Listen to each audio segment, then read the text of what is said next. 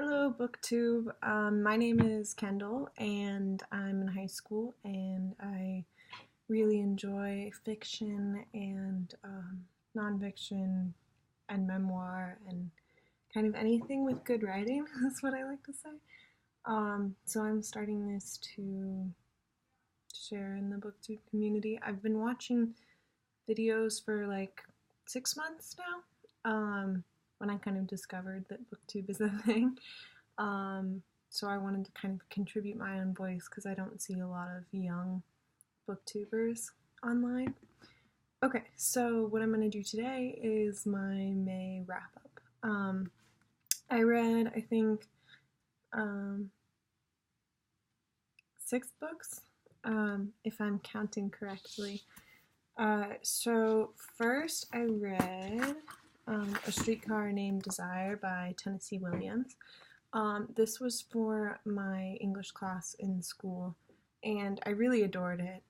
It's all about a woman who's kind of dealing with her sanity and trying to grapple with the changes in her life, and it takes place in New Orleans, I think, and yeah, and it's really well written, and even the stage directions are beautiful. It's a play, by the way. I didn't mention that. It's a play. And the stage directions are even beautifully written, and mostly I'll just, if I'm reading a play, I'll just gloss over stage directions, but they're actually so ornate and detailed. And I don't love reading plays. I think plays are meant to be absorbed because it's a visual medium. So I often won't enjoy reading a play. I don't like reading Shakespeare. I love watching Shakespeare. I don't love reading it. So it was really cool to find a play that was really well written and really interesting. So that was this, and I really enjoyed that.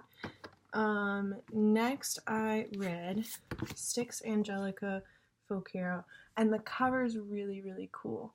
And this is what all the art looks like. It's a comic series, and they're kind of it's by a Canadian author, and it's about a girl who runs off to live in the woods and lives with animals, and there's really adorable there's a bunny that falls in love with her named Oatmeal, and he's really, really cute, and I strongly urge anyone to pick this up because it's really, really great and I love it.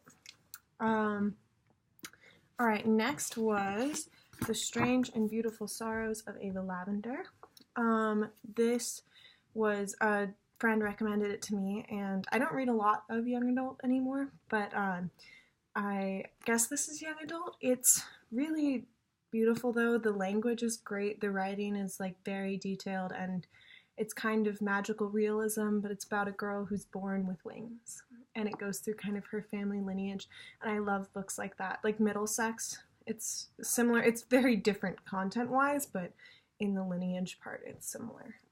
So I really, really loved it, and I wasn't expecting to. Although I did have some problems with, I wanted more plot. I like it, especially young adult, I feel should be plot-driven to move the story along, but this was less of that. But there was a lot that happened at the end, and I was whoa, what's going on? But anyway, okay, and then after that I read Griffin and Sabine, An Extraordinary Correspondence. So it's all postcards, and I don't know if you can tell, but I like weird books that are not your traditional novel. So it has little envelopes, and then you can open them, and they have letters inside. So it's these letters between lovers, I guess, but they have this telepathic connection, and it's really interesting.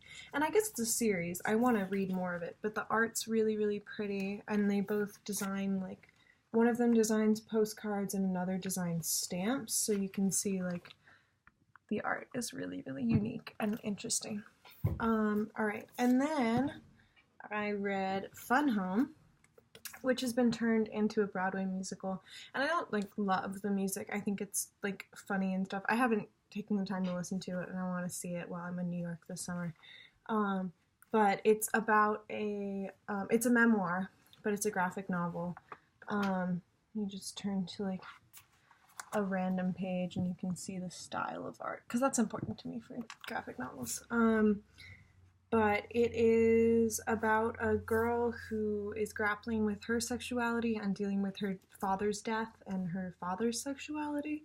And it deals with really heavy content, but in a really like palatable way. And the writing's really pretty, which you don't often get with graphic novels, because I feel like they tend to be more art focused a lot of the time, but this is kind of a nice balance between the two.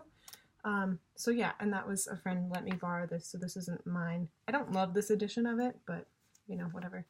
I'm one of those people that really likes the covers of books to be really special and pretty. And then lastly, I read Ruth Bader Ginsburg in Her Own Words, and I picked this up after I saw RBG, the documentary about Ruth Bader Ginsburg, which made me really want to become a lawyer, so I'm thinking about that. But she's just such an interesting and cool person, and she did so much for women's rights and is continuing to fight for equality for everyone, and I think she's awesome. So this is kind of, it's a collection of quotes that she said over the years, mostly after 2000, but there's some earlier ones too. And there's also like a timeline at the back of like different cases she's done and things like that. So it was really cool to kind of learn more about her. I really want to read the Notorious RBG, but my bookstore doesn't have it, and they have to like order it for me. So tragic, but yeah. So those are the books that I have read. Let me show you my currently reading. Okay. I'm currently reading The Second Sex by Simone de Beauvoir. And this has been really hard for me to get to because it's really thick. This is a used copy that I found at Goodwill, so it's like someone drew all over it. And even like in here and stuff, somebody was just attacking this book. But but I think it looks kind of cool.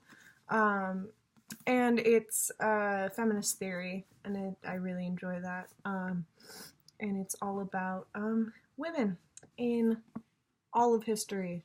And there's like one chapter on lesbians, and anyway, it's very dense, so I've been taking a really long time to get through it, and I want to work hard, or I might just skip a couple chapters, because it's a lot. It'll go through like the cavemen and how women were treated in ancient society, which I care less about. I like the more modern stuff. So that's one of my currently reading books, I guess.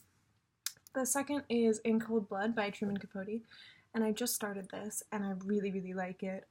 It's a murder, true crime novel. It's a true crime novel, but it's really, really interesting, and I wasn't expecting this, but the writing's great, and the pacing is really well done, so I really enjoy that. And then on audiobook, I don't have a cover I can show you, but I'm reading Game of Thrones, the first one, and I'm almost finished with that.